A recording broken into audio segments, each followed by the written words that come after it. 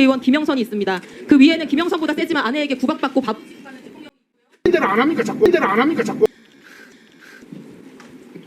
네, 비서실장님 아까 하신 답변이 제가 좀 납득이 잘 안 가서요. 슬라이드 보여주시죠. 그 10월 9일 대통령실 해명입니다. 경선 막바지에 거리를 두라는 조언을 받았고 그 이후 대통령은 문자를 주고받거나 통화한 사실이 없다고 기억한다. 이게 훨씬 긴 문자인데요. 제가 줄인 겁니다. 근데 대통령이 취임식 전날에도 명태균 씨랑 통화를 했는데 이거 거짓 해명 아니냐 이렇게 물었더니 실장님께서 경선 이후 본선 때 연락을 안 했다는 의미였다. 그럼 뭐가 진실입니까? 제가 정답을 설명을 해드리겠습니다. 그러니까 취임식 전날 그 명태균 씨로부터 전화가 온 것이 사실이죠. 어저께 녹취대로 굉장히 오랜만에 전화가 온 것이죠. 경선 무렵에 관계를 끊었는데 그동안에 본선까지 완전히 브랭크가 있다가 취임식 전날 수많은 사람이 전화 온 중에 한 명인데 받으신 겁니다. 축하 전화를 짧게. 그게 전부인 것이죠.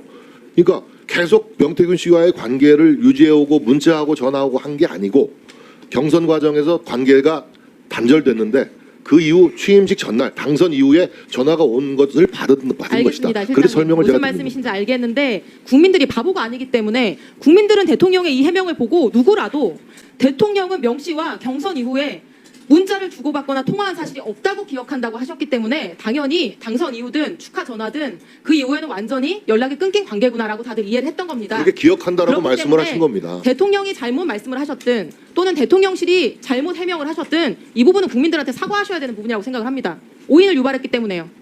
글쎄요, 뭐 제가 그 사과할 일인지 여부는 좀 생각할 시간을 주십시오. 네, 사과할 정도의 문제가 아니다. 왜냐하면 충분히 제가 이해할 수 있도록 설명을 드렸기 때문에 그때 설명을 하셨어요. 그때 이제 대통령도 기억이 가물가물하시니까 자, 이게 몇 년 전 알겠습니다. 일을 그래서 네. 기억한다라고 서술하지 않았습니까? 네, 알겠습니다. 그 다음 기억이라는 게 두 분의 취임식 녹취로 전날 들어보겠습니다. 수많은 전화가 오는 걸 하나를 받은 것까지 어떻게 기억해냅니까? 네.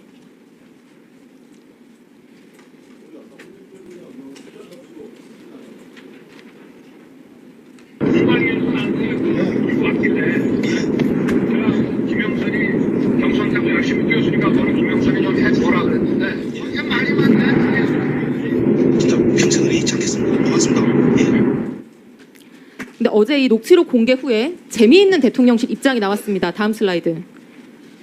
자, 일단 공관위 공천 보고 받은 적 없다. 지시한 적도 없다. 그리고 명태균 씨한테 한 말은 그냥 좋게 이야기한 거다. 근데 덕담 수준으로 얘기를 하신 겁니다. 덕담. 대통령실 해명에 따르면 일단 윤석열 대통령은 명태균 씨한테 공관위 보고를 받은 적도 없는데 보고를 받았다고 거짓말을 한 것이 됩니다. 그리고 그저 좋게 얘기한 것이라고 볼 수 있는지 그냥 덕담인지 한번 보겠습니다. 자, 다음 슬라이드. 공관위에서 나한테 들고 왔다. 그래서 내가 뭐라고 말했다. 근데 당의 반응은 어땠다. 아니 그냥 덕담 좋은 말을 이렇게 구체적으로 하는 경우가 있나요? 보통 아니, 알아보겠습니다. 아니, 그러니까 노력하겠습니다. 이거 이런 걸 아닙니까, 좋은 의원님. 말이라고 하는데 의원님 말씀 좋습니다. 아니 그러니까 좋은 말을 이렇게까지 구체적으로 하면 그런 걸 거짓말이거나 진실이거나 이렇게 그건- 얘기하는 거 아닙니까? 그래서 그거는 의원님의 관점이죠. 저는 국민들이 좀 납득할 수 있는 해명을 대통령실이 내놔야 되는 시점이라고 생각을 하고요. 만약 이 녹취록 안에 있는 대통령 말씀이 사실이라면은 대통령은 지금 국민한테 거짓말하고 계신 거고 만약에 녹취록 내용이 뻥이면 대통령이 명태균이라는 녹취 내용을 최고의 보도한 거짓말이라고 자꾸 사람에게 단정짓고 규정 짓지 거짓말까지 마십시오. 아니 지금 공천 그거는- 보고 안 받으셨다면서요. 그거는 이소영 의원님의 공천 관점이고 관리를- 주장일 아니 뿐이지. 녹취록은 사실이라면서요. 근데 거기에서 공관위에서 보고를 받았다. 내가 이렇게 말했다. 아니 반응이 의원님 어땠다. 의원님 선거 안 해보셨어요? 거짓말이라면서요. 선거 때 여러 사람 도와준 자, 사람들이 얘기하면 민원도 있어요. 국민들이 그러면 그 해명을 내가 잘 듣고 챙겨보겠다라고 납득할 얘기하지 수가 않습니까? 자, 그런 다음 정도의 슬라이드. 덕담입니다.